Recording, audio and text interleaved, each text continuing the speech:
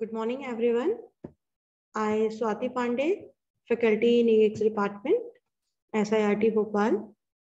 So today I want to discuss one topic with you for basic electrical and electronics engineering, that is Thevenin's theorem.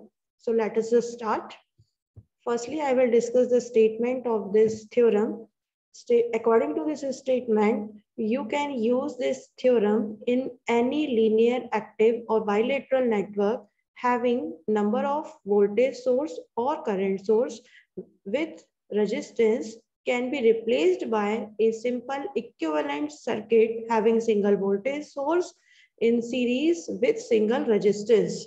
Okay इसको मैं easy language में आपको बताऊं कि अगर हमारे पास कोई भी सर्किट है जिसमें जो लीनियर एक्टिव बाइलेटरल सर्किट है वहां पर हम थेवेनिन थ्योरम को यूज कर सकते हैं। तो जब हम थेवेनिन थ्योरम को वहां पर यूज करेंगे और हमारा जो आंसर आएगा उसमें हमारे पास लास्ट में जो सर्किट बनेगा उसके अकॉर्डिंग हमारे पास एक वोल्टेज सोर्स होना चाहिए और उसके साथ एक सीरीज में रेजिस्टेंस होना चाहिए। वोल्टेज सोर्स कौन सा होगा? जो वोल्टेज सोर्स होगा वो थेवेनिन इक्विवेलेंट वोल्टेज होगा और जो रेजिस्टेंस होगा वो थेवेनिन इक्विवेलेंट रेजिस्टेंस होगा। तो आप इसे किसी भी लीनियर एक्टिव बाइलेटरल सर्किट में आप लगा सकते हैं। ठीक है, अब उसके बाद इसका प्रोसीजर जो है उस प्रोसीजर को अगर हम समझें तो प्रोसीजर में स्टेप नंबर 1 जो है, सबसे पहले हमें लोड रेजिस्टेंस को सर्किट में आइडेंटिफाई करना पड़ता है। अब लोड रेजिस्टेंस कौन सा होता है? या तो हमें सर्किट में एक पर्टिकुलर वैल्यू रेजिस्टेंस की दी गई होगी कि इस पर्टिकुलर वैल्यू को ही आपको लोड रेजिस्टेंस लेना है। अगर वो नहीं दी गई है तो सोर्स के सबसे लास्ट वाला जो रेजिस्टेंस होता है उसे हम लोड रेजिस्टेंस लेते हैं। उसको लोड रेजिस्टेंस को फाइंड आउट करने के बाद उसको आपको सर्किट से रिमूव कर देना है। जैसे ही आप उसे सर्किट से रिमूव करेंगे सर्किट उस पर्टिकुलर जगह से कैसा हो जाता है? ओपन सर्किट हो जाता है। तो आरएल का रोल केवल इतना ही होता है कि आप उसे आइडेंटिफाई करिए, आइडेंटिफाई करके उसे आप सर्किट से रिमूव कर दीजिए। ये हो गया स्टेप नंबर 1। स्टेप नंबर 2 के अकॉर्डिंग आपको थेवेनिन इक्विवेलेंट वोल्टेज को फाइंड आउट करना है। तो सर्किट को आरएल को सर्किट से रिमूव करने के बाद आपका जो सर्किट बचा है वहां पर आप नोड एनालिसिस लगा दीजिए और नोड एनालिसिस लगाने के बाद आपका जो वोल्टेज आएगा वही हमारा थेवेनिन इक्विवेलेंट वोल्टेज होगा। जो नोड वोल्टेज आता है वही क्या होता है? हमारा थेवेनिन इक्विवेलेंट वोल्टेज होता है।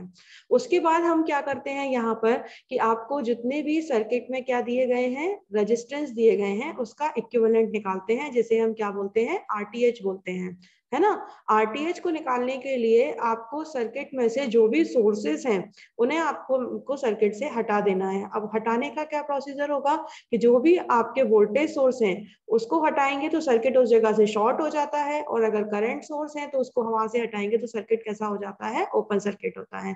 ध्यान रखिएगा कि वोल्टेज सोर्स है तो क्या हो जाएगा? शॉर्ट, और अगर ओपन सर्किट है तो क्या करंट सोर्स है तो कैसा हो जाएगा? हमारा ओपन सर्किट। ओके, तो ये वोल्टेज और करंट सोर्स को जैसे ही आपने यहाँ से ओपन कर दिया तो सारे रेजिस्टेंस बचे हैं सर्किट में केवल, और उन रेजिस्टेंस का आपको क्या करना है कि सीरीज पैरेलल कॉम्बिनेशन को यूज करते हुए कौन सा रेजिस्टेंस सीरीज में है कौन सा पैरेलल में है उसे आप देखते हुए थेवेनिन इक्विवेलेंट रेजिस्टेंस निकाल सकते हैं।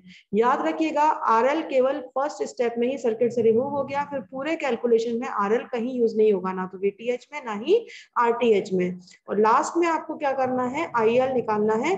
आईएल का फॉर्मूला होता है VTH upon RTH plus RL. तो उस फॉर्मूले में जब आप वैल्यू को रखेंगे तो आपको क्या मिलेगा? आईएल की वैल्यू मिल जाएगी।